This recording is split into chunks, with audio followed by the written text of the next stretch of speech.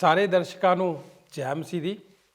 ਦਿਸ਼ਾ ਪਰਿਵਰਤਨ ਦੇ ਸਾਡੇ ਅੱਜ ਦੇ ਪ੍ਰੋਗਰਾਮ ਦੇ ਵਿੱਚ ਇੱਕ ਵਾਰੀ ਫਿਰ ਤੋਂ ਤੁਹਾਡਾ ਸਭਨਾਂ ਦਾ ਸਵਾਗਤ ਕਰਦੇ ਹਾਂ ਅਤੇ ਤੁਹਾਡੀ ਪ੍ਰਸ਼ੰਸਾ ਕਰਦੇ ਹਾਂ ਕਿ ਤੁਸੀਂ ਆਪਣਾ ਕੀਮਤੀ ਸਮਾਂ ਕੱਢ ਕੇ ਸਾਡੇ ਨਾਲ ਸਾਡੇ ਪ੍ਰੋਗਰਾਮ ਦੇ ਵਿੱਚ ਸ਼ਾਮਿਲ ਹੁੰਦੇ ਹੋ।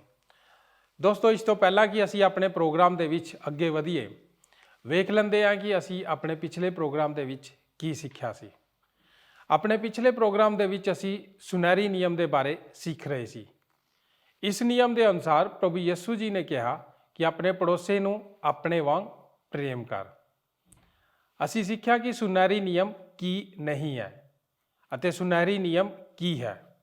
ਪਿਆਰੇ ਦਰਸ਼ਕੋ, ਅੱਜ ਅਸੀਂ ਇੱਕ ਹੋਰ ਨਵੇਂ ਅਧਿਆਏ ਦੀ ਸ਼ੁਰੂਆਤ ਕਰਨ ਜਾ ਰਹੇ ਹਾਂ। ਅੱਜ ਦੇ ਵਚਨ ਦੇ ਵਿੱਚ ਅਸੀਂ ਮੱਤੀ ਦੀ ਅੰਜੀਲ ਦੇ 7ਵੇਂ ਅਧਿਆਏ ਦੀ 13 ਆਇਤ ਤੋਂ ਲੈ ਕੇ 14 ਆਇਤ ਤੱਕ ਦੇ ਵਚਨਾਂ ਦੇ ਉੱਤੇ ਗੌਰ ਕਰਾਂਗੇ। ਦੋਸਤੋ, ਯਿਸੂ ਜੀ ਨੇ ਪਹਾੜੀ ਉਪਦੇਸ਼ ਤੋਂ ਸਾਨੂੰ ਪਤਾ ਚੱਲਦਾ ਹੈ ਕਿ ਸੰਸਾਰ ਦੇ ਵਿੱਚ ਯਿਸੂ ਮਸੀਹ ਤੋਂ ਵੱਡਾ ਕੋਈ ਸਿੱਖਿਅਕ ਨਹੀਂ ਹੈ ਅਤੇ ਨਾ ਹੀ ਕੋਈ ਉਸ ਤੋਂ ਵੱਡਾ ਕਹਾਣੀਕਾਰ ਹੈ, ਨਾ ਹੀ ਉਸ ਤੋਂ ਵੱਡਾ ਕੋਈ ਹੋਰ ਉਪਦੇਸ਼ਕ ਹੈ। ਸਾਡੇ ਅੱਜ ਦੇ ਅਧਿਐਨ ਦਾ ਵਿਸ਼ਾ ਜੀਵਨ ਦੇ ਰਾਹ ਬਾਰੇ ਹੈ। ਇਹ ਭੀੜਾ ਰਾਹ ਅਤੇ ਦੂਜਾ ਖੁੱਲਾ ਰਾਹ। ਇਸ ਅਧਿਐਨ ਪ੍ਰੋਗਰਾਮ ਦੀ ਰੂਪਰੇਖਾ ਕੁਝ ਇਸ ਪ੍ਰਕਾਰ ਹੈ। ਜੀਵਨ ਦੇ ਦੋ ਰਾਹ। ਨੰਬਰ 1 ਦੋ ਦਰਵਾਜ਼ੇ, ਨੰਬਰ 2 ਦੋ ਰਾਹ, ਨੰਬਰ 3 ਦੋ ਭਵਿੱਖ ਅਤੇ ਨੰਬਰ 4 ਦੋ ਸਮੂਹ। ਇਸ ਦੇ ਸਾਰ ਨੂੰ ਸਮਝਦੇ ਹੋਏ ਅਸੀਂ ਸਿੱਖਾਂਗੇ ਕਿ ਸਾਨੂੰ ਭੀੜੇ ਦਰਵਾਜ਼ੇ ਤੋਂ ਅੰਦਰ ਜਾਣਾ ਚਾਹੀਦਾ ਹੈ। ਭੀੜੇ ਦਰਵਾਜ਼ੇ ਤੋਂ ਅੰਦਰ ਜਾਣ ਦੇ ਕੁਝ ਮੁੱਖ ਪਹਿਲੂ ਜਿਨ੍ਹਾਂ ਦੇ ਉੱਤੇ ਅਸੀਂ ਗੌਰ ਕਰਾਂਗੇ ਉਹ ਹਨ: ਇਹ ਅੰਦਰ ਜਾਣ ਦਾ ਇੱਕ ਮੁਸ਼ਕਿਲ ਅਨੁਭਵ ਹੈ। ਇਹ ਅੰਦਰ ਜਾਣ ਦਾ ਇੱਕ ਸਪਸ਼ਟ ਅਹਿਸਾਸ ਹੈ। ਇਹ ਅੰਦਰ ਜਾਣ ਦਾ ਇੱਕ ਅਰਥ ਭਰਿਆ ਅਹਿਸਾਸ ਹੈ ਅਤੇ ਅੰਦਰ ਜਾਣਾ ਇੱਕ ਨਿਰਣਾਇਕ ਅਹਿਸਾਸ ਹੈ। ਸੋ ਦੋਸਤੋ, ਆਓ ਆਪਣੇ ਅੱਜ ਦੇ ਅਧਿਐਨ ਪ੍ਰੋਗਰਾਮ ਨੂੰ ਸ਼ੁਰੂ ਕਰਦੇ ਹਾਂ।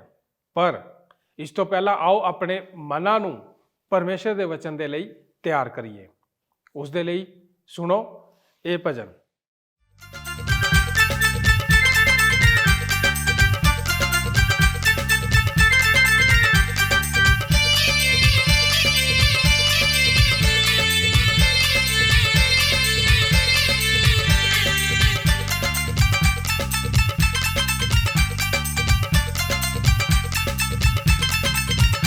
ਅਸੀਂ ਯਿਸੂ ਮਸੀਹ ਦੇ ਵਿੱਚ ਰੰਗੇ ਹਾਂ, ਕੋਈ ਜਾਣੇ ਨਾ ਜਾਣੇ। ਅਸੀਂ ਯਿਸੂ ਮਸੀਹ ਦੇ ਵਿੱਚ ਰੰਗੇ ਹਾਂ, ਕੋਈ ਜਾਣੇ ਨਾ ਜਾਣੇ। ਭਾਵੇਂ ਚੰਗੇ ਤੇ ਭਾਵੇਂ ਮੰਦੇ ਹਾਂ, ਕੋਈ ਜਾਣੇ ਨਾ ਜਾਣੇ। ਭਾਵੇਂ ਚੰਗੇ ਤੇ ਭਾਵੇਂ ਮੰਦੇ ਹਾਂ, ਕੋਈ ਜਾਣੇ ਨਾ ਜਾਣੇ।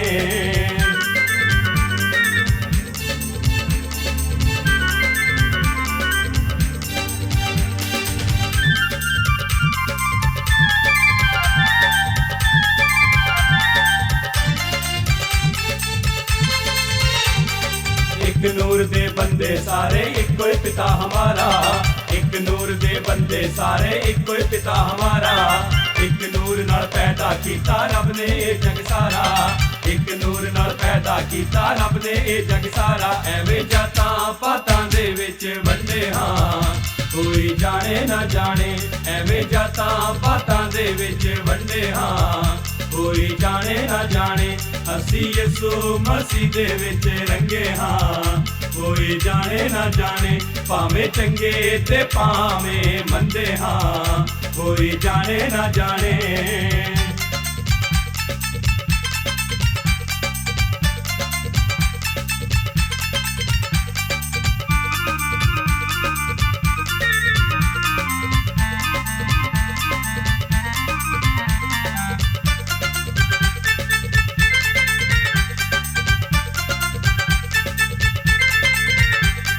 भावें असी कमले रमले भावें असी सदाई, भावें असी कमले रमले भावें असी सदाई।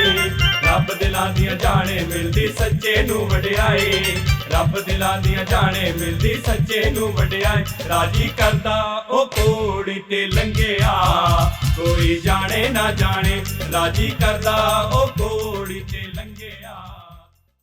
ਜੀਵਨ ਦੇ ਦੋ ਰਾਹ। ਨੰਬਰ 1 2 ਦਰਵਾਜ਼ੇ, ਨੰਬਰ 2 2 ਰਾਹ, ਨੰਬਰ 3 2 ਭਵਿੱਖ, ਨੰਬਰ 4 2 ਸਮੂਹ। ਸਾਰ ਸਕਰੇ ਦਰਵਾਜ਼ੇ ਤੋਂ ਅੰਦਰ ਜਾਣਾ। ਭਾਗ ਊੜਾ ਅੰਦਰ ਜਾਣ ਦਾ ਇੱਕ ਮੁਸ਼ਕਲ ਅਨੁਭਵ ਹੈ। ਭਾਗ ਐੜਾ ਅੰਦਰ ਜਾਣ ਦਾ ਇੱਕ ਸਪਸ਼ਟ ਅਹਿਸਾਸ ਹੈ। ਭਾਗ ਈੜੀ ਅੰਦਰ ਜਾਣ ਇੱਕ ਅਰਥ ਭਰਿਆ ਅਹਿਸਾਸ ਹੈ। ਭਾਗ ਸੱਸਾ ਅੰਦਰ ਜਾਣਾ ਇੱਕ ਨਿਰਣਾਇਕ ਅਹਿਸਾਸ ਹੈ। ਪ੍ਰਭੂ ਯਿਸੂ ਇੱਕ ਮਹਾਨ ਸਿੱਖਿਅਕ ਹੈ, ਕੇਵਲ ਇਸ ਲਈ ਹੀ ਨਹੀਂ ਕਿ ਉਸ ਨੇ ਸਿੱਖਿਆ ਦਿੱਤੀ, ਪਰ ਇਸ ਲਈ ਕਿ ਉਸ ਨੇ ਇਹ ਸਭ ਕੁਝ ਕਿਸ ਤਰ੍ਹਾਂ ਕੀਤਾ, ਕਿਸ ਤਰ੍ਹਾਂ ਸਿੱਖਿਆ ਦਿੱਤੀ। ਪੂਰੇ ਸੰਸਾਰ ਵਿੱਚ ਯਿਸੂ ਮਸੀਹ ਤੋਂ ਵੱਡਾ ਕੋਈ ਵੀ ਕਹਾਣੀਕਾਰ ਨਹੀਂ ਹੈ। ਜੇ ਤੁਸੀਂ ਕਹਾਣੀ ਸੁਣਨ ਦਾ ਤਰੀਕਾ ਸਿੱਖਣਾ ਚਾਹੁੰਦੇ ਹੋ ਤਾਂ ਸਿਰਫ ਯਿਸੂ ਮਸੀਹ ਦੀ ਕਹਾਣੀ ਪੜ੍ਹੋ ਅਤੇ ਧਿਆਨ ਦਿਓ ਕਿ ਇਹ ਉਸਨੇ ਕਿਸ ਤਰ੍ਹਾਂ ਕੀਤਾ। ਅਤੇ ਯਿਸੂ ਮਸੀਹ ਤੋਂ ਵੱਡਾ ਹੋਰ ਕੋਈ ਉਪਦੇਸ਼ਕ ਨਹੀਂ ਹੈ। ਸਾਡੇ ਕੋਲ ਉਸ ਦੇ ਸੰਦੇਸ਼ ਦੇ ਬਾਰੇ ਬਹੁਤ ਕੁਝ ਨਹੀਂ ਹੈ, ਪਰ ਇਹ ਇੱਕ ਪੂਰੀ ਤਰ੍ਹਾਂ ਬਹੁਤ ਵਧੀਆ ਹੈ। ਅਸਲ ਵਿੱਚ ਉਹ ਸਭ ਲੋਕ ਇਸ ਨਾਲ ਸਹਿਮਤ ਹੁੰਦੇ ਹਨ ਜੋ ਸ਼ਾਸਤਰ ਵਿੱਚ ਇਸ ਮਹਾਨ ਉਪਦੇਸ਼ ਨੂੰ ਪੜ੍ਹਦੇ ਹਨ, ਪਹਾੜੀ ਉਪਦੇਸ਼। ਪਰ ਯਿਸੂ ਮਸੀਹ ਸਾਨੂੰ ਇਹ ਵੀ ਸਿਖਾਉਂਦਾ ਹੈ ਕਿ ਸੰਦੇਸ਼ ਨੂੰ ਕਿਸ ਤਰ੍ਹਾਂ ਖਤਮ ਕੀਤਾ ਜਾਂਦਾ ਹੈ, ਅਤੇ ਉਹ ਕੁਝ ਇਸ ਤਰ੍ਹਾਂ ਕਰਦਾ ਹੈ ਜੋ ਫੈਸ਼ਨ ਵਿੱਚ ਅੱਜ ਕੱਲ੍ਹ ਨਹੀਂ ਹੈ। ਉਹ ਸੱਦਾ ਦਿੰਦਾ ਹੈ, ਉਹ ਸਾਨੂੰ ਇੱਕ ਫੈਸਲਾ ਕਰਨ ਲਈ ਆਖਦਾ ਹੈ ਅਤੇ ਇਸ ਬਾਰੇ ਸਾਨੂੰ ਦੱਸਦਾ ਹੈ ਅਤੇ ਆਖਦਾ ਹੈ ਕਿ ਤੁਸੀਂ ਆਪ ਫੈਸਲਾ ਕਰੋ।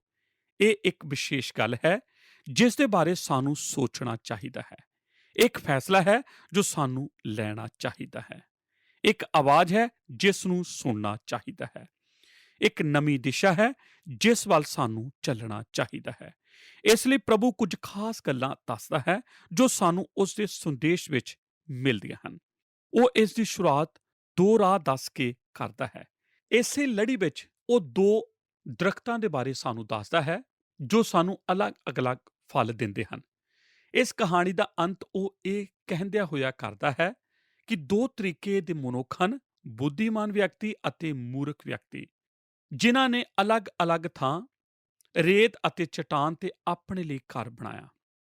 ਇਹ ਭਿੰਨਤਾ ਉਸ ਨੇ ਸਾਨੂੰ ਇਸ ਲਈ ਦੱਸੀ ਕਿਉਂ ਜੋ ਅਸੀਂ ਸਮਝ ਜਾਈਏ ਕਿ ਇਹਨਾਂ ਦੋਵਾਂ ਦੇ ਵਿੱਚ ਕੋਈ ਵਿਚਲੀ ਜਗ੍ਹਾ ਨਹੀਂ ਹੈ। ਜਦ ਕਿ ਤੁਸੀਂ ਇਹ ਮਹਿਸੂਸ ਕਰਦੇ ਹੋ ਜਦੋਂ ਆਪਣੇ ਚਾਰੇ ਪਾਸੇ ਅੱਜ ਦੇ ਲੋਕਾਂ ਨੂੰ ਵੇਖਦੇ ਹੋ ਕਿ ਉਹ ਆਪਣੇ ਜੀਵਨ ਵਿੱਚ ਖਿਚੜੀ ਵਾਂਗੂ ਰਹਿੰਦੇ ਹਨ।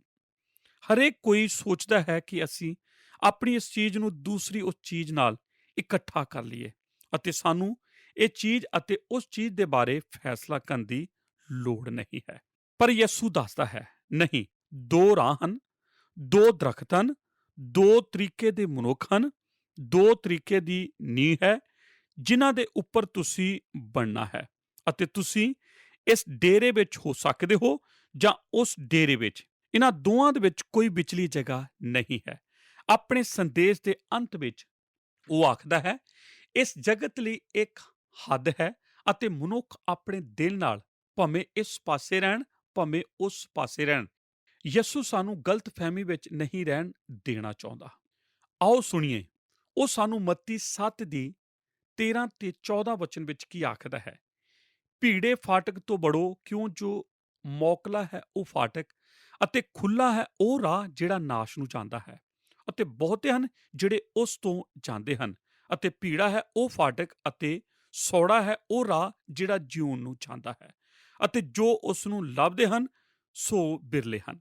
ਇੱਥੇ ਸਾਨੂੰ ਸਭ ਨੂੰ ਯਿਸੂ ਦੀ ਆਵਾਜ਼ ਉੱਤੇ ਜੋ ਉਸਨੇ 2 ਰਾਹ ਦੇ ਬਾਰੇ ਕਹੀ ਵਿਚਾਰ ਕਰਨਾ ਚਾਹੀਦਾ ਹੈ। ਉਸਨੇ ਕੋਈ ਵਿਚਲੀ ਚੀਜ਼ ਦੇ ਬਾਰੇ ਨਹੀਂ ਆਖਿਆ। ਇਹਨਾਂ 2 ਐਤਾਂ ਨੂੰ ਸਮਝਣ ਦੀ ਲੋੜ ਨਹੀਂ, ਕਿਉਂ ਜੋ ਇਹ ਤਾਂ ਆਪਣੀ ਵਿਆਖਿਆ ਆਪ ਹੀ ਕਰ ਰਹੀਆਂ ਹਨ। ਮੈਂ ਵੀ ਇਹਨਾਂ ਦੇ ਬਾਰੇ ਕੁਝ ਵਿਸ਼ੇਸ਼ ਨਹੀਂ ਦੱਸਣ ਜਾ ਰਿਹਾ। ਮੈਂ ਤਾਂ ਬਸ ਉਸ ਦੇ ਉਪਦੇਸ਼ ਦੇ ਬਾਰੇ ਗੱਲਬਾਤ ਕਰਨ ਜਾ ਰਿਹਾ ਹਾਂ ਕਿ ਯਿਸੂ ਦੇ ਉਪਦੇਸ਼ ਦਾ ਸਾਰ ਕੀ ਹੈ। ਨੰਬਰ 1 2 ਦਰਵਾਜ਼ੇ। ਇਹਨਾਂ ਐਤਾਂ ਵਿੱਚ 2 ਚੀਜ਼ਾਂ ਦੇ ਬਾਰੇ ਦੱਸਦਾ ਹੈ। ਯਿਸੂ ਇਸ ਦੀ ਸ਼ੁਰੂਆਤ 2 ਦਰਵਾਜ਼ੇ ਦੱਸ ਕੇ ਕਰਦਾ ਹੈ। ਉਹ ਆਖਦਾ ਹੈ, ਇੱਕ ਤਰ੍ਹਾਂ ਦਰਵਾਜ਼ਾ ਅਤੇ ਇੱਕ ਚੌੜਾ ਦਰਵਾਜ਼ਾ। ਇਹਨਾਂ ਦੋਹਾਂ ਦਰਵਾਜ਼ਿਆਂ ਵਿੱਚ ਹੋ ਕੇ ਹੀ ਜੀਵਨ ਵਿੱਚ ਜਾਣਾ ਪੈਂਦਾ ਹੈ। ਇੱਕ ਦਰਵਾਜ਼ਾ ਸੌੜਾ ਹੈ ਅਤੇ ਇੱਕ ਚੌੜਾ ਹੈ। ਉਹ ਦਰਵਾਜ਼ਾ ਜਿਸ ਵਿੱਚ ਬਹੁਤ ਸਾਰੇ ਲੋਕ ਜਾਂਦੇ ਹਨ ਉਹ ਚੌੜਾ ਦਰਵਾਜ਼ਾ ਹੈ। ਉਸ ਵਿੱਚੋਂ ਲੰਘਣਾ ਆਸਾਨ ਹੈ। ਇਸ ਵਿੱਚੋਂ ਉਹ ਸਭ ਲੰਘ ਜਾਂਦੇ ਹਨ ਅਤੇ ਇਸ ਗੱਲ ਨਾਲ ਕੋਈ ਫਰਕ ਨਹੀਂ ਪੈਂਦਾ ਕਿ ਉਹਨਾਂ ਦੇ ਕੰਮ ਅਤੇ ਵਿਸ਼ਵਾਸ ਕੀ ਹਨ। ਇਹ ਦਰਵਾਜ਼ਾ ਬਹੁਤ ਲੋਕਾਂ ਲਈ ਹੈ ਅਤੇ ਨਵੇਂ ਫੈਸ਼ਨ ਦੀ ਕਲੀਸਿਆ ਵਿੱਚ ਵੀ ਇਹ ਸੁਣਨ ਨੂੰ ਮਿਲਦਾ ਹੈ। ਇਸ ਦਰਵਾਜ਼ੇ ਵਿੱਚੋਂ ਲੰਘ ਸਕਦੇ ਹਾਂ ਕਿਉਂ ਜੋ ਉਹ ਵਿਸ਼ਵਾਸ ਕਰਦੇ ਹਨ। ਅੱਛਾ ਕਰਮ ਕਰੋ ਅਤੇ ਖੁਸ਼ੀ ਦਾ ਅਹਿਸਾਸ ਕਰੋ। ਅੱਜ ਦੇ ਆਧੁਨਿਕ ਯੁੱਗ ਵਿੱਚ ਲੋਕ ਤੰਗ ਰਾਹ ਤੋਂ ਜਾਣਾ ਨਹੀਂ ਚਾਹੁੰਦੇ। ਉਹ ਇਸ ਲਈ ਸੌਕੜਾ ਕਰਨ ਦੱਸ ਸਕਦੇ ਹਨ ਕਿ ਉਹ ਕਿਉਂ ਚੌੜਾ ਰਸਤੇ ਤੋਂ ਜਾਣਾ ਚਾਹੁੰਦੇ ਹਨ। ਪਰ ਅਸਲ ਕਾਰਨ ਤਾਂ ਇਹ ਹੁੰਦਾ ਹੈ ਕਿ ਉਹ ਦਿਲ ਨਾਲ ਤੰਗ ਰਸਤੇ ਤੋਂ ਨਿਕਲਣਾ ਨਹੀਂ ਚਾਹੁੰਦੇ। ਯਿਸੂ ਆਖਦਾ ਕਿ ਉਹ ਚਾਹੁੰਦਾ ਹੈ ਕਿ ਅਸੀਂ ਚੌੜੇ ਦਰਵਾਜ਼ੇ ਨੂੰ ਛੱਡ ਕੇ ਸੌੜੇ ਦਰਵਾਜ਼ੇ ਤੋਂ ਅੰਦਰ ਜਾਈਏ। ਬੋਲਚਾਲ ਦੀ ਭਾਸ਼ਾ ਵਿੱਚ ਅਸੀਂ ਆਖ ਸਕਦੇ ਹਾਂ ਤੰਗ ਹੋ ਕੇ ਚੱਲਣਾ। ਇਸ ਨੂੰ ਯਿਸੂ ਆਪਣੇ ਇੱਕ ਦ੍ਰਿਸ਼ਟਾਂਤ ਵਿੱਚ ਜਾ ਕੇ ਸਾਨੂੰ ਸਮਝਾਉਂਦਾ ਹੈ। ਯਿਸੂ ਨੇ ਜਦ ਆਖਿਆ ਸਾਨੂੰ ਸੌੜੇ ਰਾਹ ਦੇ ਹੋ ਕੇ ਅੰਦਰ ਜਾਣਾ ਚਾਹੀਦਾ ਹੈ ਤਾਂ ਜਿਨ੍ਹਾਂ ਨੇ ਸੁਣਿਆ ਤਾਂ ਉਹ ਹੈਰਾਨ ਹੋ ਗਏ। ਯਹੂਦੀ ਲੋਕ ਜੋ ਅਬਰਾਹਾਮ ਦੇ ਵੰਸ਼ ਦੇ ਸਨ ਅਤੇ ਆਪਣੇ ਆਪ ਨੂੰ ਵਾਚਾ ਦੇ ਅਧਿਕਾਰੀ ਸਮਝਦੇ ਸਨ, ਉਹ ਸੋਚਦੇ ਸਨ ਕਿ ਉਹ ਠੀਕ ਰਾਹ ਤੇ ਚੱਲ ਰਹੇ ਹਨ ਕਿਉਂ ਜੋ ਉਹ ਇਸ ਰਾਹ ਨੂੰ ਹੀ ਪਸੰਦ ਕਰਦੇ ਸਨ। ਜੇ ਤੁਸੀਂ ਆਪਣੇ ਆਪ ਨੂੰ ਸਹੀ ਵੰਸ਼ ਤੋਂ ਪੈਦਾ ਹੋਏ ਸਮਝੋ ਅਤੇ ਠੀਕ ਰਾਹ ਤੇ ਚੱਲਦੇ ਹੋ ਸਮਝੋ ਤੇ ਜ਼ਰੂਰੀ ਗੱਲ ਹੈ ਤੁਸੀਂ ਸਮਝੋਗੇ ਕਿ ਪਰਮੇਸ਼ਰ ਦੇ ਰਾਜ ਦੇ ਅਧਿਕਾਰੀ ਹੋ। ਪਰ ਯਿਸੂ ਨੇ ਉਹਨਾਂ ਦੀ ਇਸ ਸੋਚ ਨੂੰ ਝਟਕਾ ਦਿੱਤਾ ਅਤੇ ਉਹਨਾਂ ਨੂੰ ਪਰੇਸ਼ਾਨੀ ਵਿੱਚ ਪਾ ਦਿੱਤਾ ਜਦ ਉਸ ਨੇ ਆਖਿਆ ਨਹੀਂ ਤੁਸੀਂ ਚੌੜੇ ਰਾਸਤੇ ਤੇ ਰਾਹੀਂ ਉਸ ਕੋਲ ਨਹੀਂ ਪਹੁੰਚ ਸਕਦੇ, ਤੁਹਾਨੂੰ ਤੰਗ ਦਰਵਾਜ਼ੇ ਤੋਂ ਹੀ ਜਾਣਾ ਪਵੇਗਾ। ਜੇ ਯਿਸੂ ਦੇ ਸਮੇਂ ਵਿੱਚ ਲੋਕਾਂ ਨੂੰ ਇਹ ਗੱਲ ਬੜੀ ਮੁਸ਼ਕਲ ਲੱਗੀ ਤਾਂ ਅੱਜ ਦੇ ਸਮੇਂ ਵਿੱਚ ਇਹ ਕਿੰਨੀ ਮੁਸ਼ਕਲ ਲੱਗ ਸਕਦੀ ਹੈ। ਜੇ ਤੁਸੀਂ ਆਪਣੇ ਆਫਿਸ ਦੀ ਅੱਛੀ ਪਾਰਟੀ ਨੂੰ ਬਰਬਾਦ ਕਰਨਾ ਚਾਹੁੰਦੇ ਹੋ ਤਾਂ ਬਸ ਤੰਗ ਦਰਵਾਜ਼ੇ ਦੀ ਗੱਲਬਾਤ ਸ਼ੁਰੂ ਕਰ ਦਿਓ ਕਿ ਇਹ ਜੀਵਨ ਅਤੇ ਪਰਮੇਸ਼ਰ ਕੋਲ ਲੈ ਜਾਂਦਾ ਹੈ। ਤੁਸੀਂ ਇਹ ਗੱਲ ਕਿਸੇ ਵੀ ਜਗ੍ਹਾ ਤੇ ਕਰਕੇ ਵੇਖ ਲਵੋ। ਮੈਂ ਦਾਅਵਾ ਕਰਦਾ ਹਾਂ ਕਿ ਲੋਕ ਤੁਹਾਡੇ ਇਨਕਾਰ ਕਰ ਦੇਣਗੇ ਅਤੇ ਤੁਹਾਨੂੰ ਕੋਈ ਪਸੰਦ ਨਹੀਂ ਕਰੇਗਾ। ਤੁਸੀਂ ਤਾਂ ਵੇਖ ਹੀ ਰਹੇ ਹੋ ਕਿ ਅੱਜ ਦੇ ਸਮੇਂ ਵਿੱਚ ਇਸ ਤਰ੍ਹਾਂ ਦਾ ਸੰਦੇਸ਼ ਸੁਣਨ ਨੂੰ ਨਹੀਂ ਮਿਲਦਾ ਜੋ ਤੰਗ ਦਰਵਾਜ਼ੇ ਦੇ ਵਿਚਾਰਧਾਰਾ ਉੱਪਰ ਹੋਵੇ। ਇਸ ਤਰ੍ਹਾਂ ਲੱਗਦਾ ਹੈ ਕਿ ਅਸੀਂ ਅੱਜ ਦਰਵਾਜ਼ੇ ਇੰਨੇ ਚੌੜੇ ਕਰ ਲਏ ਹਨ ਤਾਂ ਕਿ ਹਰੇਕ ਨੂੰ ਸਵੀਕਾਰ ਕਰ ਸਕੀਏ ਭਾਵੇਂ ਉਹ ਜੋ ਵੀ ਹੋਵੇ। ਅੱਜ ਇਹ ਪੂਰੀ ਤਰ੍ਹਾਂ ਫੈਸ਼ਨ ਬਣ ਚੁੱਕਾ ਹੈ ਅਤੇ ਰਾਜਨੀਤੀ ਵੀ। ਇਹ ਕਹਿਣਾ ਗਲਤ ਹੈ ਕਿ ਇੱਥੇ ਤੱਕ ਸੋਚਣਾ ਵੀ ਕੋਈ ਠੀਕ ਹੋ ਸਕਦਾ ਹੈ ਅਤੇ ਕੋਈ ਗਲਤ ਹੋ ਸਕਦਾ ਹੈ। ਅੱਜ ਵੀ ਵਿਚਾਰਧਾਰਾ ਵਿੱਚ ਨਾ ਕੁਝ ਗਲਤ ਹੈ ਅਤੇ ਨਾ ਕੁਝ ਠੀਕ ਹੈ। ਆਪਣੀ ਮਰਜ਼ੀ ਦੇ ਅਨੁਸਾਰ ਦਰਵਾਜ਼ਾ ਚੌੜਾ ਕਰ ਲਿਆ ਹੈ ਤਾਂ ਕਿ ਸਭ ਇਸ ਦੇ ਅੰਦਰ ਆ ਸਕਣ। ਅੱਜ ਦੇ ਸਮੇਂ ਦਾ ਇਹ ਸੰਦੇਸ਼ ਹੈ। ਕਿਉਂ ਲੋਕ ਇਹ ਪੜ੍ਹ ਕੇ ਪਰੇਸ਼ਾਨ ਹੋ ਜਾਂਦੇ ਹਨ ਜੋ ਯਿਸੂ ਨੇ ਆਪਣੇ ਸੰਦੇਸ਼ ਵਿੱਚ ਆਖਿਆ ਹੈ। ਮੈਂ ਤੁਹਾਨੂੰ ਹੁਣ ਜੋ ਕਹਿਣਾ ਚਾਹੁੰਦਾ ਹਾਂ ਉਹ ਇਹ ਹੈ, ਮੈਂ ਚਾਹੁੰਦਾ ਹਾਂ ਤੁਸੀਂ ਤੰਗ ਦਰਵਾਜ਼ੇ ਤੋਂ ਅੰਦਰ ਆਓ। ਤੁਸੀਂ ਆਪਣੇ ਮਨ ਵਿੱਚ ਕਹਿ ਰਹੇ ਹੋਵੋਗੇ ਥੋੜ੍ਹੀ ਦੇਰ ਇੰਤਜ਼ਾਰ ਕਰੋ, ਇਹ ਗੱਲ ਮੈਨੂੰ ਜੱਚ ਨਹੀਂ ਰਹੀ। ਕੁਝ ਸਮੇਂ ਪਹਿਲਾਂ ਜੋਸ਼ ਮੈਕਡਾਊਲ ਇੱਕ ਸੰਦੇਸ਼ ਦੇ ਰਾਹੀਂ ਸੀ ਅਤੇ ਉਸ ਨੇ ਸਾਨੂੰ ਯਾਦ ਕਰਾਇਆ ਕਿ ਅਸੀਂ ਭਿੰਨ ਸੰਸਕ੍ਰਿਤੀ ਵਿੱਚ ਰਹਿ ਰਹੇ ਹਾਂ ਜਿੱਥੇ ਹਰ ਚੀਜ਼ ਨੂੰ ਬਰਦਾਸ਼ਤ ਕਰਨਾ ਹੈ। ਅੱਜ ਇੱਕ ਚੀਜ਼ ਨੂੰ ਹੀ ਸਵੀਕਾਰ ਨਹੀਂ ਕੀਤਾ ਜਾਂਦਾ ਅਤੇ ਉਹ ਇਹ ਹੈ ਤੰਗ ਦਿਲੀ।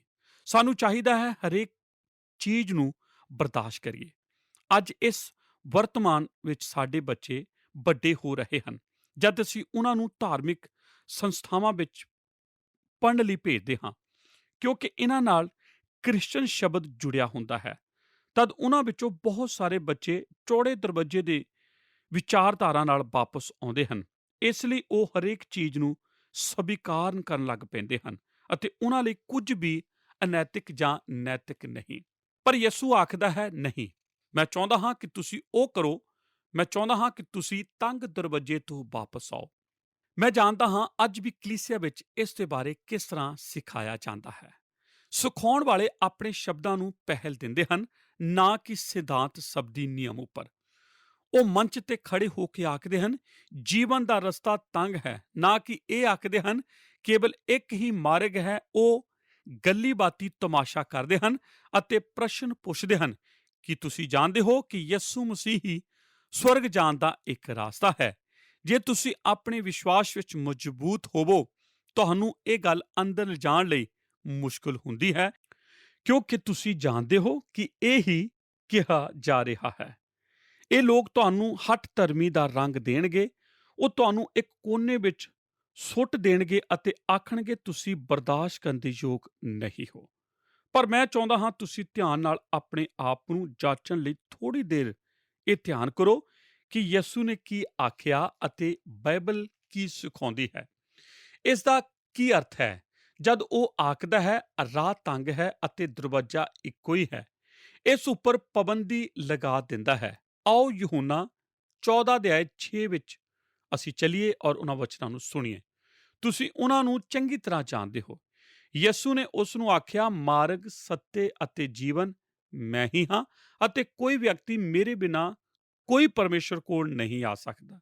ਇਹ ਹੀ ਤੰਗ ਦਰਵਾਜ਼ੇ ਦੀ ਵਿਚਾਰਧਾਰਾ ਹੈ। ਮੇਰੇ ਦੋਸਤੋ, ਇਹ ਹੀ ਤੰਗ ਦਰਵਾਜ਼ੇ ਲਈ ਗਿਆਨ ਹੈ।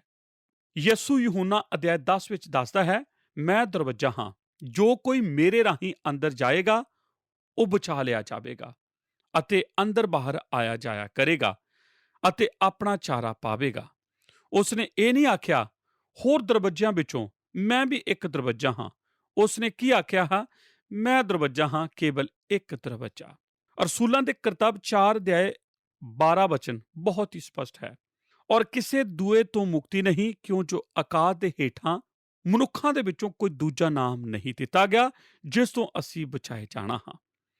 ਹੁਣ ਮੈਂ ਤੁਹਾਡੇ ਕੋਲੋਂ ਇੱਕ ਪ੍ਰਸ਼ਨ ਪੁੱਛਦਾ ਹਾਂ। ਉਹ ਇਹ ਹੈ ਕਿ ਇਹ ਖੁੱਲੇ ਦਰਵਾਜ਼ੇ ਦੀ ਵਿਚਾਰਧਾਰਾ ਜਾਂ ਤੰਗ ਦਰਵਾਜ਼ੇ ਦੀ ਵਿਚਾਰਧਾਰਾ ਹੈ। ਤੁਸੀਂ ਇਸ ਦੀ ਚੂਕ ਨਹੀਂ ਕਰ ਸਕਦੇ ਕਿ ਤੁਸੀਂ ਕਰ ਸਕਦੇ ਹੋ ਅਤੇ ਮੈਂ ਜਾਣਦਾ ਹਾਂ ਕਿ ਤੁਸੀਂ ਕੀ ਆਖ ਰਹੇ ਹੋਵੋਗੇ। ਇਹ ਉਹੀ ਹੈ ਜਿਸ ਦੀ ਮੈਂ ਆਸ਼ਾ ਕੀਤੀ ਸੀ ਜਦ ਮੈਂ ਬੈਪਟਿਸਟ ਚਰਚ ਆਇਆ ਸੀ। ਇਹ ਫਜ਼ੂਲ ਗੱਲ ਅੱਜ ਵੀ ਬੈਪਟਿਸਟ ਲੋਕਾਂ ਦੇ ਬਾਰੇ ਕਹੀ ਜਾਂਦੀ ਹੈ ਕਿਉਂਕਿ ਉਹਨਾਂ ਦਾ ਮਤ ਕਹਾਵਤੀ ਹੈ। ਮੇਰੀ ਇੱਕ ਸਭਾ ਤੋਂ ਪਿਆਰੀ ਕਹਾਣੀ ਹੈ ਜਿਸ ਵਿੱਚ ਇੱਕ ਪਤਨੀ ਆਪਣੇ ਪਤੀ ਲਈ ਪ੍ਰਾਰਥਨਾ ਕਰਦੀ ਹੈ ਜੋ ਅਜੇ ਤੱਕ ਬਚਾਇਆ ਨਹੀਂ ਗਿਆ। ਉਹ ਕਈ ਸਾਲਾਂ ਤੋਂ ਪ੍ਰਾਰਥਨਾ ਕਰ ਰਹੀ ਹੈ ਕਿ ਉਹ ਮਸੀਹ ਕੋਲ ਆ ਜਾਏ। ਉਹ ਮੈਥੋਡਿਸਟ ਵਿਚਾਰਧਾਰਾ ਦੀ ਔਰਤ ਸੀ ਅਤੇ ਇੱਕ ਹਫ਼ਤੇ ਦੇ ਆਖਰੀ ਦਿਨ ਆਪਣੀ ਸਹੇਲੀਆਂ ਦੇ ਨਾਲ ਇੱਕ ਮੈਥੋਡਿਸਟ ਔਰਤ ਦੇ ਘਰ ਇਕਾਂਤ ਬੱਸ ਵਿੱਚ ਛੁੱਟੀਆਂ ਬਿਤਾਉਣ ਵਾਸਤੇ ਗਈ। ਜਦ ਉਹ ਗਈ ਹੋਈ ਸੀ ਤਾਂ ਉਸਦੇ ਪਤੀ ਦੇ ਕੋਲ ਉਸਦੇ ਦੋਸਤ ਆਏ ਜੋ ਬੈਪਟਿਸਟ ਸੀ ਅਤੇ ਉਸ ਨੂੰ ਮੁੜ ਸੁਰਜੀਤ ਕਰਨ ਲਈ ਚਰਚ ਲੈ ਗਏ ਅਤੇ ਉਸ ਨੇ ਛੁਟਕਾਰਾ ਪਾਇਆ। ਇਹ ਉਹਨਾਂ ਚਰਚਾਂ ਵਿੱਚੋਂ ਹੈ ਜੋ ਤੁਹਾਨੂੰ ਠੰਡੇ ਨਹੀਂ ਪੈਣ ਦਿੰਦੀਆਂ। ਉਹਨਾਂ ਨੇ ਇਸ ਨੂੰ ਬਚਾ ਲਿਆ, ਬਪਤਿਸਮਾ ਦਿੱਤਾ ਅਤੇ ਉਸੇ ਰਾਤ ਉਸ ਨੇ ਚਰਚ ਦੇ ਮੈਂਬਰਸ਼ਿਪ ਨੂੰ ਲੈ ਲਿਆ। ਮੇਰਾ ਅਰਥ ਹੈ ਇਸੇ ਤਰ੍ਹਾਂ ਉਸ ਨੂੰ ਬਾਹਰ ਨਾ ਜਾਣ ਦਿਓ ਜਦ ਤੱਕ ਤੁਸੀਂ ਸਭ ਕੁਝ ਪੂਰਾ ਨਾ ਕਰ ਲਵੋ। ਜਦ ਉਸ ਦੀ ਪਤਨੀ ਵਾਪਸ ਘਰ ਆਈ ਤਾਂ ਉਸ ਨੇ ਉਸ ਨੂੰ ਦੱਸਿਆ, ਹੁਣੇ ਮੈਂ ਤੈਨੂੰ ਦੱਸਣਾ ਚਾਹੁੰਦਾ ਹਾਂ ਕਿ ਮੇਰੇ ਨਾਲ ਕੀ ਹੋਇਆ। ਉਸ ਨੇ ਇਸ ਨੂੰ ਇਸ ਬਾਰੇ ਦੱਸਿਆ ਕਿਸ ਤਰ੍ਹਾਂ ਮਸੀਹ ਕੋਲ ਚਲਾ ਗਿਆ ਹੈ ਅਤੇ ਉਸ ਨੇ ਬੈਪਟਿਸਟ ਚਰਚ ਦੀ ਮੈਂਬਰਸ਼ਿਪ ਨੂੰ ਲੈ ਲਿਆ ਹੈ। ਉਹ ਕੁਝ ਹੱਦ ਤੱਕ ਨਾਰਾਜ਼ ਹੋ ਗਈ। ਉਹ ਚਾਹੁੰਦੀ ਤਾਂ ਸੀ ਕਿ ਉਹ ਬਚਾਇਆ ਜਾਏ, ਪਰ ਇਹ ਨਹੀਂ ਚਾਹੁੰਦੀ ਸੀ ਕਿ ਇਸ ਤਰ੍ਹਾਂ ਬਚਾਇਆ ਜਾਏ। ਤੁਸੀਂ ਸਮਝ ਗਏ ਹੋਵੋਗੇ ਕਿ ਮੈਂ ਕਿਸ ਬਾਰੇ ਕਹਿਣਾ ਚਾਹੁੰਦਾ ਹਾਂ। ਅਤੇ ਹੁਣ ਉਹਨਾਂ ਨੇ ਆਪਸ ਵਿੱਚ ਇਹਨਾਂ ਵਿਚਾਰਧਾਰਾਂ ਦੇ ਬਾਰੇ ਆਪਸ ਵਿੱਚ ਗੱਲਬਾਤ ਕਰਨੀ ਸ਼ੁਰੂ ਕਰ ਦਿੱਤੀ। ਉਸ ਨੇ ਆਖਿਆ, ਆਪਣੀ ਬਾਈਬਲ ਲੈ ਲਈ ਅਤੇ ਫਜ਼ੂਲ ਦੀਆਂ ਗੱਲਾਂ ਦੇ ਬਾਰੇ ਗੱਲਬਾਤ ਕਰਨ ਲੱਗ ਪਏ। ਅੰਤ ਵਿੱਚ ਇੱਕ ਰਾਤ ਉਹ ਬੜੀ ਪਰੇਸ਼ਾਨ ਹੋ ਗਈ ਅਤੇ ਉਸ ਨੇ ਕਿਹਾ, ਜੌਨ, ਮੈਂ ਤੈਨੂੰ ਇੱਕ ਪ੍ਰਸ਼ਨ ਪੁੱਛਦੀ ਹਾਂ। ਜੇ ਯਿਸੂ ਵਾਪਸ ਆ ਜਾਏ ਅਤੇ ਤੂੰ ਜਾਣ ਲਵੇ ਕਿ ਉਹ ਬੈਪਟਿਸਟ ਨਹੀਂ ਹੈ ਤਾਂ ਤੂੰ ਕੀ ਕਰੇਗਾ? ਤੁਸੀਂ ਵੇਖ ਹੀ ਲਿਆ ਹੈ ਕਿ ਮੈਂ ਦੱਸ ਰਿਹਾ ਹਾਂ ਕਿ ਕਿਸ ਤਰ੍ਹਾਂ ਲੋਕ ਹਰ ਧਰਮੀ ਹੁੰਦੇ ਹਨ। ਕਿ ਤੁਸੀਂ ਸਮਝ ਗਏ ਹੋ ਕਿ ਮੈਂ ਕਿਸ ਬਾਰੇ ਗੱਲਬਾਤ ਕਰ ਰਿਹਾ ਹਾਂ। ਅਤੇ ਇਸ ਲਈ ਜਦ ਤੁਸੀਂ ਸੰਦੇਸ਼ ਦਿੰਦੇ ਹੋ ਜਿਸ ਤਰ੍ਹਾਂ ਅੱਜ ਮੈਂ ਦੇ ਰਿਹਾ ਹਾਂ, ਜਿੱਥੇ ਤੁਸੀਂ ਯਿਸੂ ਦੇ ਸ਼ਬਦਾਂ ਨੂੰ ਦੁਹਰਾਉਂਦੇ ਹੋ ਅਤੇ ਆਖਦੇ ਹੋ ਕਿ ਉਸ ਨੇ ਕਿਹਾ ਹੈ ਕਿ ਪਰਮੇਸ਼ਰ ਕੋਲ ਜਾਣ ਲਈ ਇੱਕੋ ਹੀ ਰਾਹ ਹੈ ਅਤੇ ਤੰਗ ਹੈ, ਕਿਰਪਾ ਕਰਕੇ ਸਮਝ ਲਓ ਕਿ ਇਹ ਬੈਪਟਿਸਟ ਚਰਚ ਦਾ ਸਿਧਾਂਤ ਨਹੀਂ ਹੈ। ਇਹ ਡੇਵਿਡ ਜ਼ਰਮੀਆ ਦਾ ਵੀ ਵਿਚਾਰ ਨਹੀਂ ਹੈ। ਮੇਰੀ ਗੱਲ ਸੁਣੋ, ਇਹ ਉਹ ਸ਼ਬਦ ਹਨ ਜੋ ਸਾਡੇ ਪ੍ਰਭੂ ਨੇ ਆਖੇ ਹਨ। ਜੇ ਤੁਸੀਂ ਕਿਸੇ ਦੇ ਮਗਰ ਲੱਗ ਕੇ ਹੱਠ ਧਰਮੀ ਬਣਨਾ ਚਾਹੁੰਦੇ ਹੋ ਤਾਂ ਤੁਹਾਨੂੰ ਪ੍ਰਭੂ ਦੇ ਪਿੱਛੇ ਲੱਗਣ ਦੀ ਜ਼ਰੂਰਤ ਹੈ, ਕਿਉਂਕਿ ਉਹ ਹੀ ਇੱਕ ਹੈ ਜਿਸ ਨੇ ਆਖਿਆ ਹੈ, ਮੈਂ ਹੀ ਰਾਹ ਹਾਂ ਪਰਮੇਸ਼ਰ ਕੋਲ ਜਾਣ ਲਈ, ਮੇਰੇ ਇਲਾਵਾ ਹੋਰ ਕੋਈ ਰਾਹ ਨਹੀਂ ਹੈ। ਕੁਝ ਦੂਜੀਆਂ ਪੰਕਤੀਆਂ ਵਿੱਚ ਜੋ ਜ਼ਿਆਦਾਤਰ ਇਸ ਨਾਲ ਮਿਲਦੀਆਂ ਹਨ ਪ੍ਰਭੂ ਲੂਕਾ ਅਧਿਆਇ 13 ਐਤ 24 ਵਿੱਚ ਹਨ, ਜੋ ਬਹੁਤ ਹੀ ਰੋਚਕ ਹਨ। ਉਹ ਆਖਦਾ ਹੈ, ਤੁਸੀਂ ਭੀੜੇ ਬੂਹੇ ਤੋਂ ਵੜਨ ਦਾ ਵੱਡਾ ਯਤਨ ਕਰੋ ਕਿਉਂ ਜੋ ਮੈਂ ਤੁਹਾਨੂੰ ਆਖਦਾ ਹਾਂ, ਬਥੇਰੇ ਬਣਨ ਨੂੰ ਚਾਹਣਗੇ ਪਰ ਨਾ ਬਣ ਸਕਣਗੇ। ਹੁਣ ਤੁਸੀਂ ਕੀ ਸੋਚਦੇ ਹੋ ਕਿ ਉਸ ਦੇ ਕਹਿਣ ਦਾ ਅਰਥ ਕੀ ਸੀ? ਉਹ ਇਹ ਨਹੀਂ ਕਹਿ ਰਿਹਾ ਕਿ ਸਾਨੂੰ ਵਚਨ ਵਾਸਤੇ ਕੜੀ ਮਿਹਨਤ ਕਰਨੀ ਪਵੇਗੀ। ਉਹ ਇਸ ਬਾਰੇ ਨਹੀਂ ਕਹਿ ਰਿਹਾ ਸੀ ਤੁਹਾਨੂੰ ਦਰਵਾਜ਼ੇ ਵਿੱਚ ਬਣਨ ਲਈ ਕੋਈ ਮਿਹਨਤ ਨਹੀਂ ਕਰਨੀ ਪਵੇਗੀ। ਤੁਹਾਨੂੰ ਤਾਂ ਇਹ ਮਿਹਨਤ ਕਰਨੀ ਪਵੇਗੀ ਕਿ ਦਰਵਾਜ਼ੇ ਤੱਕ ਪਹੁੰਚਣ ਲਈ ਕਸ਼ਟ ਸਹਿਣਾ ਪਵੇਗਾ। ਆਓ ਮੈਂ ਤੁਹਾਨੂੰ ਦੱਸਦਾ ਹਾਂ ਜੋ ਮੈਂ ਜਾਣਦਾ ਹਾਂ ਕੀ ਹੋਵੇਗਾ। ਇੱਕ ਦੁੱਖ ਦਾ ਅਹਿਸਾਸ ਹੁੰਦਾ ਹੈ ਜਿਸ ਨੂੰ ਲੋਕ ਮਹਿਸੂਸ ਕਰਦੇ ਹਨ, ਕਿਉਂਕਿ ਉਹਨਾਂ ਨੂੰ ਚੌੜੇ ਰਾਹ ਨੂੰ ਛੱਡ ਕੇ ਸੌੜੇ ਰਾਹ ਵਿੱਚ ਆਉਣਾ ਪੈਂਦਾ ਹੈ ਅਤੇ ਉਹਨਾਂ ਨੂੰ ਇਸ ਤੋਂ ਕਸ਼ਟ ਹੁੰਦਾ ਹੈ ਅਤੇ ਭੀੜੇ ਰਾਹ ਵਿੱਚ ਚੱਲ ਰਹੇ ਲੋਕਾਂ ਨਾਲ ਸਹਿਮਤ ਹੋਣਾ ਪੈਂਦਾ ਹੈ। ਮੈਂ ਆਪਣੇ ਜੀਵਨ ਵਿੱਚ ਇਸ ਗੱਲ ਨੂੰ ਮਹਿਸੂਸ ਕੀਤਾ ਹੈ ਕਿ ਜਿੰਨੀ ਵੀ ਵੱਡੀ ਉਮਰ ਸਾਡੀ ਹੋ ਜਾਂਦੀ ਹੈ, ਓਨੇ ਹੀ ਵੱਡਾ ਦੁੱਖ ਅਹਿਸਾਸ ਹੁੰਦਾ ਹੈ ਜਦ ਅਸੀਂ ਆਪਣੇ ਚੱਲਣ ਦੀ ਰਾਹ ਬਦਲ ਲੈਂਦੇ ਹਾਂ। ਮੈਂ ਵੇਖ ਚੁੱਕਾ ਹਾਂ ਅਤੇ ਤੁਸੀਂ ਵੀ ਵੇਖਿਆ ਹੋਵੇਗਾ ਕਿ ਕਿਸੇ ਵਿਅਕਤੀ ਦੀ ਜਦ ਉਮਰ ਵੱਡੀ ਹੋ ਜਾਂਦੀ ਹੈ ਤਦ ਉਹ ਮਸੀਹ ਨੂੰ ਸਵੀਕਾਰ ਕਰਨਾ ਨਹੀਂ ਚਾਹੁੰਦਾ, ਪਰ ਜਦ ਬੱਚੇ ਆਉਂਦੇ ਹਨ ਅਤੇ ਸੁਸਮਾਚਾਰ ਦਾ ਸੰਦੇਸ਼ ਸੁਣਦੇ ਹਨ ਤਾਂ ਜਲਦੀ ਹੀ ਮਸੀਹ ਨੂੰ ਸਵੀਕਾਰ ਕਰ ਲੈਂਦੇ ਹਨ। ਪਰ ਬਜ਼ੁਰਗਾਂ ਨੂੰ ਮਸੀਹ ਬਣਨਾ ਸਾਡੇ ਲਈ ਔਖਾ ਹੁੰਦਾ ਹੈ। ਬਾਈਬਲ ਦੱਸਦੀ ਹੈ ਕਿ ਜਦ ਅਸੀਂ ਮਸੀਹ ਕੋਲ ਆਈਏ ਤਾਂ ਇੱਕ ਬੱਚੇ ਵਾਂਗੂ ਉਸ ਕੋਲ ਆਈਏ। ਇਸ ਦਾ ਇੱਕ ਕਾਰਨ ਹੈ ਕਿ ਬਜ਼ੁਰਗ ਲਈ ਰਾਹ ਨੂੰ ਬਦਲਣਾ ਦੁਖਦਾਇਕ ਹੁੰਦਾ ਹੈ। ਪਰ ਮੇਰੇ ਦੋਸਤੋ, ਮੈਂ ਤੁਹਾਨੂੰ ਕਹਿਣਾ ਚਾਹੁੰਦਾ ਹਾਂ ਕਿ ਤੁਸੀਂ ਇਸ ਤਰ੍ਹਾਂ ਕਰੋ, ਆਪਣੇ ਮਾਨ ਸਨਮਾਨ ਨੂੰ ਪਿੱਛੇ ਰੱਖ ਕੇ ਸਹੀ ਰਾਹ ਤੇ ਆ ਜਾਓ, ਕਿਉਂ ਜੋ ਇੱਕ ਦਿਨ ਤੁਹਾਨੂੰ ਪਰਮੇਸ਼ਰ ਅੱਗੇ ਖੜਾ ਹੋਣਾ ਪਵੇਗਾ। ਤਦ ਇਸ ਗੱਲ ਦਾ ਕੋਈ ਮਹੱਤਵ ਨਹੀਂ ਹੋਵੇਗਾ ਕਿ ਤੁਸੀਂ ਕੀ ਮਹਿਸੂਸ ਕਰਦੇ ਸੀ। ਉੱਥੇ ਤਾਂ ਬਸ ਇਹ ਵੇਖਿਆ ਜਾਵੇਗਾ ਤੁਸੀਂ ਸਹੀ ਸੀ ਜਾਂ ਗਲਤ ਸੀ। ਨੰਬਰ 2, ਦੋ ਰਾਹ। ਯਿਸੂ ਆਖਦਾ ਹੈ, ਨਾ ਕੇਵਲ ਦੋ ਦਰਵਾਜ਼ੇ ਹਨ, ਦੋ ਰਾਹ ਵੀ ਹਨ। ਜਦ ਤੁਸੀਂ ਤੰਗ ਦਰਵਾਜ਼ੇ ਤੋਂ ਵੜਦੇ ਹੋ ਤਾਂ ਤੁਹਾਨੂੰ ਤੰਗ ਰਾਹ ਮਿਲਦਾ ਹੈ। ਜਦ ਤੁਸੀਂ ਚੌੜੇ ਦਰਵਾਜ਼ੇ ਤੋਂ ਅੰਦਰ ਵੜਦੇ ਹੋ ਤਾਂ ਤੁਹਾਨੂੰ ਚੌੜਾ ਰਾਹ ਮਿਲਦਾ ਹੈ। ਇਹ ਦੋ ਰਾਹ ਹਨ ਜਿਸ ਦੇ ਬਾਰੇ ਯਿਸੂ ਦੱਸਦਾ ਹੈ। ਦਰਵਾਜ਼ੇ ਹੀ ਤੁਹਾਨੂੰ ਰਾਹ ਉੱਤੇ ਲੈ ਜਾਂਦੇ ਹਨ। ਆਓ ਹੁਣ ਥੋੜੀ ਦੇਰ ਲਈ ਚੌੜੇ ਰਾਹ ਦੇ ਬਾਰੇ ਗੱਲਬਾਤ ਕਰੀਏ। ਯਿਸੂ ਆਖਦਾ ਹੈ, ਚੌੜਾ ਦਰਵਾਜ਼ਾ ਚੌੜੇ ਰਸਤੇ ਤੇ ਲੈ ਜਾਂਦਾ ਹੈ ਅਤੇ ਹਰੇਕ ਜਿਹੜਾ ਅਜੇ ਤੱਕ ਬਦਲਿਆ ਨਹੀਂ ਉਹ ਚੌੜੇ ਰਾਹ ਤੇ ਹੈ। ਚੌੜਾ ਰਾਹ ਸਾਰੇ ਲੋਕਾਂ ਨੂੰ ਸਵੀਕਾਰ ਕਰਦਾ ਹੈ, ਭਾਵੇਂ ਉਹਨਾਂ ਦਾ ਸੁਭਾਅ ਜਾਂ ਸੋਚ ਕੁਝ ਵੀ ਹੋਵੇ। ਪਿਅੱਕੜ, ਵੈਸ਼ਿਆ ਅਤੇ ਰਾਜਨੀਤਿਕਾਂ, ਇਹ ਸਭ ਚੌੜੇ ਰਾਹ ਤੇ ਹਨ। ਚੋਰ ਅਤੇ ਸ਼ਿਕਸ਼ਕ ਚੌੜੇ ਰਾਹ ਤੇ ਹਨ। ਮਿਲਾਵਟਖੋਰ ਅਤੇ ਪਰਉਪਕਾਰੀ ਚੌੜੇ ਰਾਹ ਤੇ ਸੰਤੁਸ਼ਟ ਹਨ। ਉਹ ਸਭ ਇੱਕ ਦੂਜੇ ਨਾਲ ਨਫ਼ਰਤ ਕਰਦੇ ਹਨ ਅਤੇ ਇੱਕ ਦੂਜੇ ਨੂੰ ਬੁਰਾ ਆਖਦੇ ਹਨ। ਪਰ ਉਹਨਾਂ ਵਿੱਚ ਇੱਕ ਚੀਜ਼ ਸਾਂਝੀ ਹੈ ਅਤੇ ਉਹ ਇਹ ਹੈ ਕਿ ਉਹ ਸਭ ਤੰਗ ਰਾਹ ਨਾਲ ਨਫ਼ਰਤ ਕਰਦੇ ਹਨ ਅਤੇ ਉਹ ਹੌਲੀ ਜਿਹੀ ਉਹਨਾਂ ਉੱਤੇ ਬੁੜਬੁੜਾਉਂਦੇ ਹਨ ਜੋ ਤੰਗ ਰਾਹ ਤੇ ਚੱਲ ਰਹੇ ਹਨ। ਇਸ ਗੱਲ ਉੱਪਰ ਉਹ ਸਭ ਸਾਂਝੀ ਹਨ। ਜੇ ਤੁਸੀਂ ਕਦੇ ਕਿਸੇ ਵਿਅਕਤੀ ਦੇ ਅੰਤਿਮ ਸੰਸਕਾਰ ਤੇ ਗਏ ਹੋਵੋ, ਭਾਵੇਂ ਉਹ ਮਸੀਹ ਨਾ ਹੋਵੇ ਜਾਂ ਆਜ਼ਾਦੀ ਦੀ ਚਰਚ ਦਾ ਮੈਂਬਰ ਹੋਵੇ, ਤਾਂ ਤੁਸੀਂ ਇਸ ਗੱਲ ਨੂੰ ਵੇਖਿਆ ਹੋਵੇਗਾ ਅਤੇ ਮੈਂ ਇਸ ਨੂੰ ਖੋਲ ਕੇ ਨਹੀਂ ਦੱਸਣ ਜਾ ਰਿਹਾ, ਕਿਉਂਕਿ ਮੈਂ ਜਾਣਦਾ ਹਾਂ ਕਿ ਤੁਸੀਂ ਜਾਣਦੇ ਹੋ ਕਿ ਮੈਂ ਕਿਸ ਗੱਲ ਬਾਰੇ ਗੱਲਬਾਤ ਕਰ ਰਿਹਾ ਹਾਂ। ਨਾ ਰਾਜਨੀਤਿਕ ਦੇ ਬਾਰੇ, ਨਾ ਹੀ ਖੁੱਲ੍ਹੇ ਵਿਚਾਰ ਦੇ ਧਰਮੀ ਲੋਕ ਉਹ ਸੁਸਮਾਚਾਰ ਦਾ ਸੰਦੇਸ਼ ਨਹੀਂ ਦਿੰਦੇ। ਤੁਸੀਂ ਇਸ ਤਰ੍ਹਾਂ ਦਾ ਸੰਦੇਸ਼ ਕਿਸੇ ਚਰਚ ਵਿੱਚ 100 ਸਾਲ ਤੋਂ ਵੀ ਨਹੀਂ ਸੁਣਿਆ ਹੋਵੇਗਾ। ਉਹ ਉੱਥੇ ਜਾਂਦੇ ਹਨ ਅਤੇ ਉਸ ਦੇ ਅੰਤਿਮ ਸੰਸਕਾਰ ਵਿੱਚ ਸ਼ਾਮਲ ਹੁੰਦੇ ਹਨ। ਕਿ ਤੁਸੀਂ ਇਸ ਵੱਲ ਧਿਆਨ ਦਿੱਤਾ ਹੈ ਕਿ ਹਰੇਕ, ਭਾਵੇਂ ਉਹ ਕੋਈ ਵੀ ਹੋਵੇ, ਆਖਦਾ ਹੈ ਆਰਾਮ ਵਿੱਚ ਚਲਾ ਗਿਆ ਹੈ। ਮੈਂ ਤੁਹਾਨੂੰ ਕੁਝ ਦੱਸਣਾ ਚਾਹੁੰਦਾ ਹਾਂ, ਕੁਝ ਲੋਕ ਆਰਾਮ ਨਹੀਂ ਕਰ ਰਹੇ ਹਨ। ਮੈਂ ਤੁਹਾਨੂੰ ਇਮਾਨਦਾਰੀ ਨਾਲ ਦੱਸ ਰਿਹਾ ਹਾਂ, ਉਹ ਆਰਾਮ ਕਰਨ ਨਹੀਂ ਗਏ ਹਨ। ਪਰ ਤੁਸੀਂ ਕੀ ਆਖਦੇ ਹੋ ਕਿ ਇਸ ਤਰ੍ਹਾਂ ਹੀ ਨਹੀਂ ਹੈ? ਉਹ ਆਰਾਮ ਵਿੱਚ ਚਲੇ ਗਏ ਹਨ, ਜਾਂ ਕਦੇ ਉਹ ਆਖਦੇ ਹਨ ਕਿ ਉਹ ਆਪਣਾ ਇਨਾਮ ਪਾਉਣ ਚਲੇ ਗਏ ਹਨ, ਜਾਂ ਉਹ ਪਰਮੇਸ਼ਰ ਨਾਲ ਰਹਿ ਰਹੇ ਹਨ? ਪਿਆਰੇ ਦਰਸ਼ਕੋ, ਅਸੀਂ ਤੁਹਾਡਾ ਸਾਰਿਆਂ ਦਾ ਦਿਲ ਤੋਂ ਧੰਨਵਾਦ ਕਰਦੇ ਹਾਂ ਕਿ ਤੁਸੀਂ ਸਾਡੇ ਨਾਲ ਸਾਡੇ ਅੱਜ ਦੇ ਪ੍ਰੋਗਰਾਮ ਦੇ ਵਿੱਚ ਅਖੀਰ ਤੱਕ ਬਣੇ ਰਹੇ। ਸਾਡੇ ਅੱਜ ਦੇ ਬਾਈਬਲ ਅਧਿਐਨ ਦੇ ਵਿੱਚ ਅਸੀਂ ਬਾਈਬਲ ਬਾਣੀ ਦੇ ਵਿੱਚੋਂ ਮੱਤੀ ਦੀ ਅੰਜੀਲ ਦੇ 7 ਅਧਿਆਏ ਦੀ 13 ਅਤੇ 14 ਆਇਤ ਤੱਕ ਦੇ ਵਚਨਾਂ ਉੱਤੇ ਗੌਰ ਕਰ ਰਹੇ ਸੀ। ਇਹਨਾਂ ਵਚਨਾਂ ਦੇ ਰਾਹੀਂ ਅਸੀਂ ਜੀਵਨ ਦੇ ਰਾਹ ਬਾਰੇ ਸਿੱਖ ਰਹੇ ਸੀ। ਅਸੀਂ ਭੀੜੇ ਰਾਹ ਅਤੇ ਚੌੜੇ ਰਾਹ ਦੇ ਬਾਰੇ ਚਰਚਾ ਕਰ ਰਹੇ ਸੀ। ਅਸੀਂ ਜਾਣਿਆ ਕਿ ਪ੍ਰਭੂ ਯਿਸੂ ਜੀ ਇੱਕ ਮਹਾਨ ਸਿੱਖਿਅਕ, ਕਹਾਣੀਕਾਰ ਅਤੇ ਉਪਦੇਸ਼ਕ ਹਨ। ਜਿਨ੍ਹਾਂ ਤੋਂ ਵੱਡਾ ਕੋਈ ਹੋਰ ਸਿੱਖਿਅਕ ਜਾਂ ਕਹਾਣੀਕਾਰ ਜਾਂ ਉਪਦੇਸ਼ਕ ਇਸ ਧਰਤੀ ਦੇ ਉੱਤੇ ਪੈਦਾ ਨਹੀਂ ਹੋਇਆ। ਉਹ ਕੁਝ ਅਜਿਹਾ ਕਰਦੇ ਹਨ ਜੋ ਅੱਜ ਦੇ ਫੈਸ਼ਨ ਦੇ ਵਿੱਚ ਨਹੀਂ ਹੈ। ਉਹ ਸੱਦਾ ਦਿੰਦੇ ਹਨ ਅਤੇ ਸਾਨੂੰ ਇੱਕ ਫੈਸਲਾ ਕਰਨ ਦੇ ਲਈ ਕਹਿੰਦੇ ਹਨ। ਇਹ ਪ੍ਰਭੂ ਯਿਸੂ ਮਸੀਹ ਦੀਆਂ ਸਿੱਖਿਆਵਾਂ ਅਤੇ ਉਪਦੇਸ਼ਾਂ ਦੀ ਇੱਕ ਮਹਾਨ ਗੱਲ ਹੈ ਕਿ ਇਹ ਇੱਕ ਫੈਸਲਾ ਹੈ ਜਿਸ ਨੂੰ ਸਾਨੂੰ ਲੈਣਾ ਚਾਹੀਦਾ ਹੈ। ਇਹ ਇੱਕ ਆਵਾਜ਼ ਹੈ ਜਿਸ ਨੂੰ ਸਾਨੂੰ ਚੁਣਨਾ ਚਾਹੀਦਾ ਹੈ। ਇਹ ਇੱਕ ਨਵੀਂ ਦਿਸ਼ਾ ਹੈ ਜਿਸ ਵੱਲ ਸਾਨੂੰ ਚੱਲਣਾ ਚਾਹੀਦਾ ਹੈ। ਇਸ ਲਈ ਪ੍ਰਭੂ ਸਾਨੂੰ ਕੁਝ ਖਾਸ ਗੱਲਾਂ ਦੱਸਦੇ ਹਨ ਜੋ ਸਾਨੂੰ ਉਸ ਦੇ ਉਦੇਸ਼ ਦੇ ਵਿੱਚ ਮਿਲਦੀਆਂ ਹਨ। ਅਸੀਂ 2 ਦਰਖਤਾਂ ਦੇ ਬਾਰੇ ਜਾਣਿਆ ਅਤੇ 2 ਮਨੁੱਖਾਂ ਦੇ ਬਾਰੇ ਜਾਣਿਆ ਜਿਨ੍ਹਾਂ ਨੇ ਆਪਣੇ ਘਰ ਰੇਤ ਅਤੇ ਚੱਟਾਨ ਤੇ ਬਣਾਏ ਸੀ। ਇਹਨਾਂ ਕਹਾਣੀਆਂ ਤੋਂ ਪ੍ਰਭੂ ਯਿਸੂ ਜੀ ਸਾਨੂੰ ਸਮਝਾਉਂਦੇ ਹਨ ਕਿ ਇਹਨਾਂ ਦੇ ਵਿਚਕਾਰ ਕੋਈ ਹੋਰ ਚੀਜ਼ ਨਹੀਂ ਹੈ। ਇਸੇ ਤਰ੍ਹਾਂ ਲੋਕਾਂ ਨੂੰ ਜਾਂ ਤਾਂ ਇੱਕ ਪਾਸੇ ਰਹਿਣਾ ਚਾਹੀਦਾ ਜਾਂ ਦੂਜੇ ਪਾਸੇ। ਉਹਨਾਂ ਨੂੰ ਆਪਣੇ ਫੈਸਲਿਆਂ ਦੇ ਵਿੱਚ ਸਪਸ਼ਟਤਾ ਲਿਆਉਣੀ ਪਏਗੀ। ਅਸੀਂ ਅੱਜ ਦੇ ਪ੍ਰੋਗਰਾਮ ਦੇ ਵਿੱਚ 2 ਰਾਹਾਂ ਬਾਰੇ ਜਾਣਿਆ। ਅਸੀਂ 2 ਦਰਵਾਜ਼ਿਆਂ ਦੇ ਬਾਰੇ ਜਾਣਿਆ ਕਿ ਇੱਕ ਭੀੜਾ ਅਤੇ ਇੱਕ ਚੌੜਾ ਹੈ।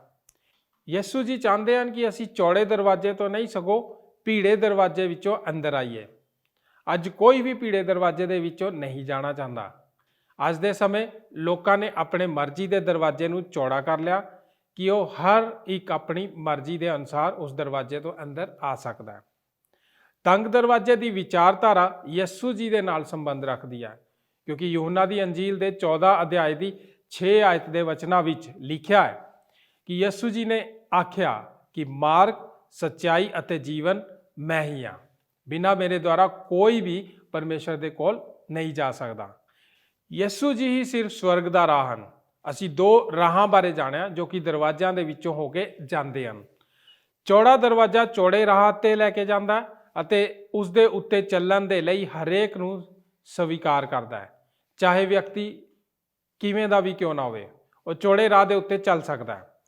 ਭੀੜਾ ਦਰਵਾਜ਼ਾ ਤੰਗ ਰਾਹ ਤੇ ਲੈ ਕੇ ਚੱਲਦਾ ਹੈ। ਦੋਸਤੋ, ਅਸੀਂ ਉਮੀਦ ਕਰਦੇ ਹਾਂ ਕਿ ਤੁਹਾਨੂੰ ਸਭਨਾਂ ਨੂੰ ਸਾਡਾ ਅੱਜ ਦਾ ਪ੍ਰੋਗਰਾਮ ਪਸੰਦ ਆਇਆ ਹੋਵੇਗਾ। ਜੇਕਰ ਹਾਂ ਤਾਂ ਤੁਸੀਂ ਸਾਨੂੰ ਹੁਣੇ ਮਿਸ ਕਾਲ ਦੇ ਕੇ ਆਪਣੀ ਪ੍ਰਕਿਰਿਆ ਸਾਨੂੰ ਦੱਸ ਸਕਦੇ ਹੋ। ਹੁਣ ਅਸੀਂ ਪ੍ਰੋਗਰਾਮ ਨੂੰ ਇੱਥੇ ਹੀ ਸਮਾਪਤ ਕਰਦੇ ਹਾਂ। ਇਸ ਅਧਿਐਨ ਦੇ ਬਾਕੀ ਹਿੱਸੇ ਨੂੰ ਅਸੀਂ ਆਪਣੇ ਅਗਲੇ ਪ੍ਰੋਗਰਾਮ ਦੇ ਵਿੱਚ ਜਾਰੀ ਰੱਖਾਂਗੇ।